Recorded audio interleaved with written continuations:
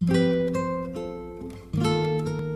título da nossa mensagem: duas perguntas, Deus é a resposta. Salmo 11. Como está escrito: no Senhor me refugio. Como dizeis, pois, a minha alma, foge como pássaro para o teu monte? Porque eis aí os ímpios armam o arco, dispõem a sua flecha na corda, para as ocultas dispararem contra os retos de coração. Ora, destruídos os fundamentos, quem poderá fazer o justo? O Senhor está no seu santo templo. Nos céus tem o Senhor seu trono. Os seus olhos estão atentos, as suas pálpebras sondam os filhos dos homens. O Senhor põe à prova ao justo e ao ímpio. Mas ao que ama a violência, a sua alma o abomina. Fará chover sobre os perversos brasas de fogo e enxofre, e vento abrasador será a parte do seu cálice. Porque o Senhor é justo, Ele ama a justiça, os retos lhe contemplarão a face. Amém. Quantas indagações nós trazemos em nossa vida? Perguntas, algumas pertinentes, algumas incrédulas, algumas murmuradoras, algumas sem sentido algum.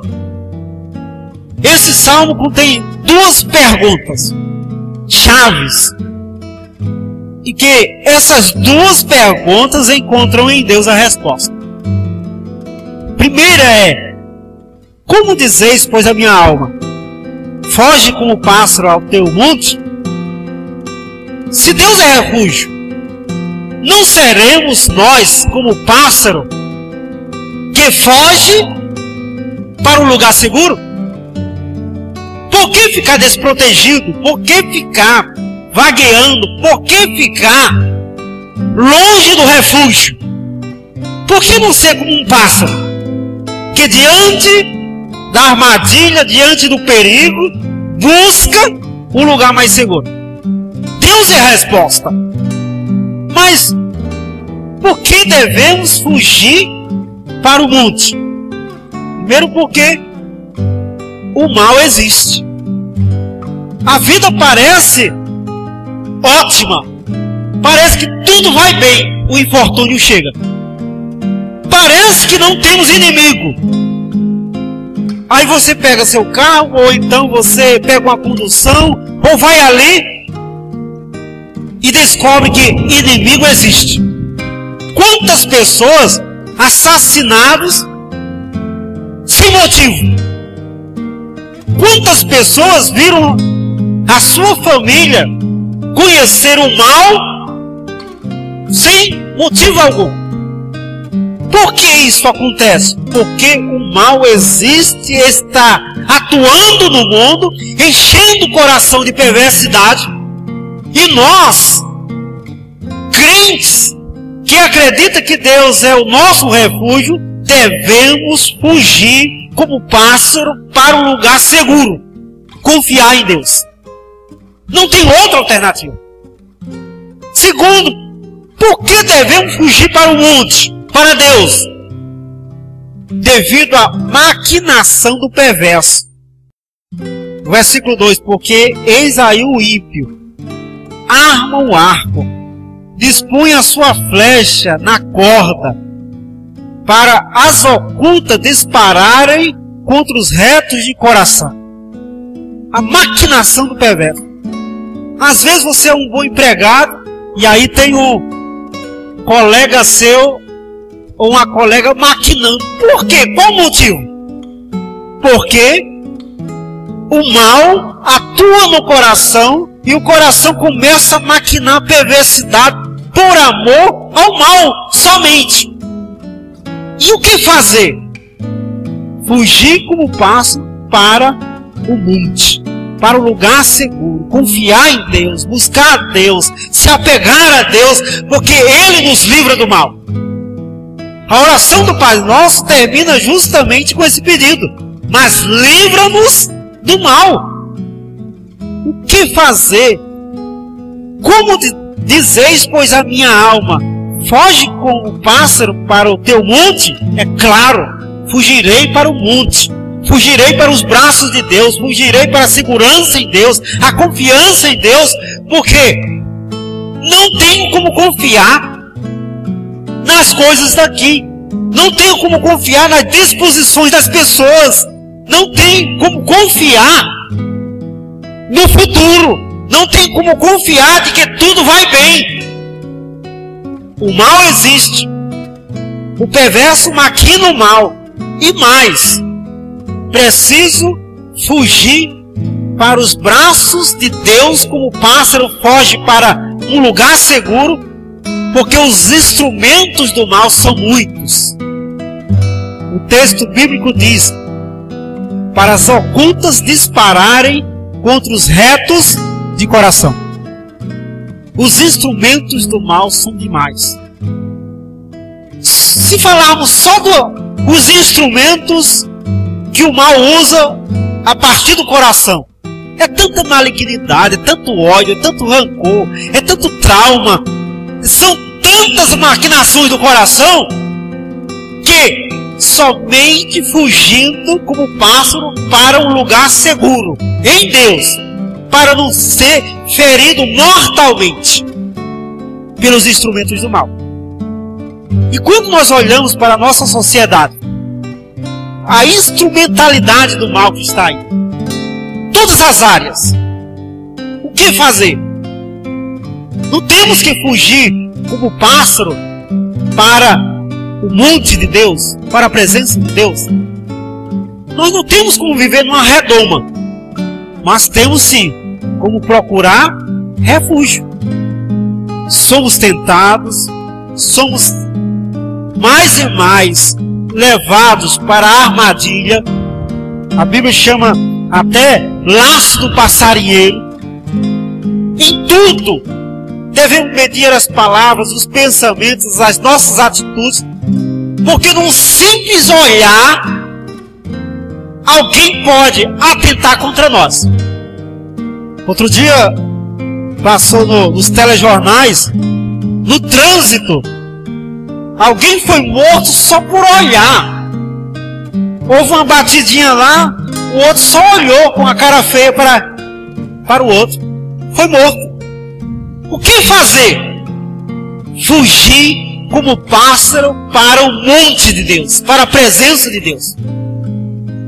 Chega um momento que temos que seguir a orientação de Jesus. Entra no teu quarto, ora em segredo a Deus, conta para Ele os teus problemas e Ele te recompensará. Isso é fugir para o monte de Deus. Tem momento de inquietação, de fúria da alma, que não adianta confrontar. Sai dessa. Fuja para Deus. Não confronte, não encare, não vá contra o mal. É armadilha, é perversidade que está esperando você. Fuja para Deus. A segunda pergunta, versículo 3, que nós encontramos em Deus resposta: ora, destruídos os fundamentos, que poderá fazer o justo? Quando o bem se torna mal, o que o crente pode fazer? Quando a paz se torna guerra, o que o crente pode fazer? Quando a família perde o fundamento, a base, a lógica, o que o crente fará? Quando a fé se torna dúvida no mundo, quando Deus é negado, quando o ateísmo é confirmado, quando a lógica humana se torna loucura, o que fazer? Nós estamos nesses dias os fundamentos estão sendo destruídos e o crente, cada vez mais, é chamado a buscar os fundamentos bíblicos eternos de Deus para se firmar no mundo louco, no mundo perverso, no mundo sem fé, sem Deus e sem salvação. Destruídos os fundamentos, que poderá fazer o justo? Primeiro, ele deve afirmar sua fé em Deus. Versículo 4. O Senhor está no seu santo templo. Eu tenho que afirmar minha fé em Deus. Nada mais tem lógica para o mundo. Para mim tem. Deus existe. Criou todas as coisas. Me sustenta. O bem vem de Deus. Eu espero em Deus. Pode não ter fundamento em lugar nenhum, mas diante da destruição dos fundamentos, eu afirmo fé em Deus na minha vida, nesse mundo, em tudo que eu faço e sou. Deus está no seu santo templo. Eu oro e Ele me escuta. Eu adoro e Ele recebe minha adoração.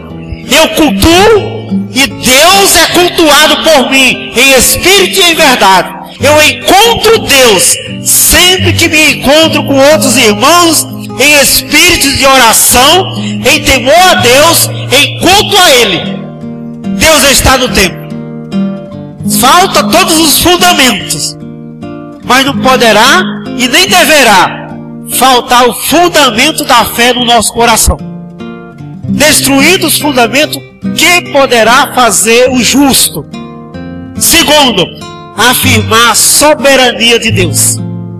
O versículo 4 também diz: nos céus tem o Senhor o seu trono. Faltou fundamento? Mas não faltou Deus. Não faltou autoridade. Não faltou o rei. Não faltou a palavra soberana. Não faltou a vontade soberana. Viva sem fundamento quem quiser. Nós afirmamos a soberania de Deus. Ele está no trono. Temos um rei. Temos uma palavra real. Eu sou servo. E o servo diz: eis-me aqui. Faça-se conforme a tua vontade, Deus. Falta fundamento para quem não tem Deus. Nós temos Deus. E o nosso Deus é soberano. Na soberania de Deus nós encontramos fundamento para a família, para a igreja, para a criação de filhos, para a consolidação do nosso coração, para a nossa ética, para a nossa moral, para a nossa fé e esperança. Não falta fundamento para todo aquele que tem Deus como soberano na sua vida. Ele baixa a sua cabeça. Ele se dispõe a ouvir a palavra de Deus eterna como vive fundamento. Destruídos os fundamentos, que poderá fazer o justo? Terceiro, afirmar a onisciência divina. Versículo 4 diz assim: os seus olhos estão atentos, as suas pálpebras sondam os filhos dos homens. Isso significa o quê? Deus sabe todas as coisas, conhece todos os caminhos. O olhar de Deus penetra o mais íntimo do coração humano. Faltou fundamento? Lógica? Firmeza? O crente afirma: Deus conhece todas as coisas. Conhece a minha vida. Conhece a sua vida. Nada foge de Deus. Então, eu busco Deus. Por quê? Porque aquele que sabe todas as coisas e conhece todas as coisas é capaz de nos dar o discernimento para escolher bem, viver bem, seguir bem. Ele é onisciente. Destruídos os fundamentos, que poderá fazer o justo? Quarto, afirmar o julgamento de Deus. Versículo 5. O Senhor põe à prova ao justo e ao ímpio, mas ao que ama a violência, a sua alma abomina. Fará chover sobre os perversos brasas de fogo e enxofre, e vento abrasador será a parte do seu cálice, porque o Senhor é justo, Ele ama a justiça, os retos lhe contemplarão a face. Faltou fundamento? O mundo é uma loucura só? Lembre-se de uma coisa: Deus julgará todos nós, e julgará conforme o fundamento da palavra dele. O mundo pode não ter fundamento, as pessoas podem estar desprezando o bem, mas não devem esquecer: o julgamento do Senhor pesará sobre nós. O fundamento do julgamento é o mesmo. Todo aquele que desprezar a vontade de Deus padecerá. Ele é juiz. Ele não despreza sua palavra, seus conceitos, os valores dele. Ele não troca o bem por mal e nem torna o culpado é inocente sem arrependimento. Por isso, duas perguntas, Deus é a resposta. O que fazer diante do mal? Fugirei como pássaro para um lugar seguro? Sim. Buscarei Deus. Estarei em Deus. E em Deus me refugiarei. O que fazer quando os fundamentos são destruídos? Afirmarei a fé em Deus, a soberania de Deus, a onisciência e o julgamento de Deus, certo de que tudo pode ser negado, mas as coisas de Deus permanecem para sempre. E essas coisas de Deus na vida não somente é um valor, mas conduz à vida eterna. Negá-las, desprezá-las é perdição eterna. Vivê-las é como um rio de água viva que corre do nosso interior. Fuja para Deus. Busque Deus. Firme-se em Deus. Esse é o caminho. Nós devemos andar nele. Baixe a sua cabeça e vamos orar. Eu te louvo, Deus, pela tua riqueza, pela tua bondade, e peço que em nome de Jesus o Senhor coloque em nós a habilidade de, em tempos maus, fugir como pássaro para nos refugiar em Ti.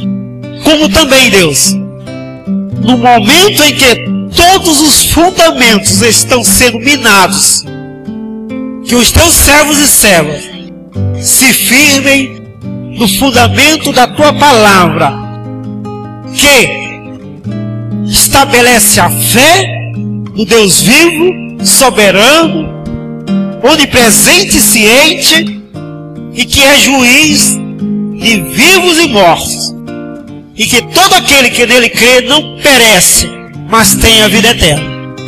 Firma, Deus, o nosso coração em Ti, em nome de Jesus. Amém.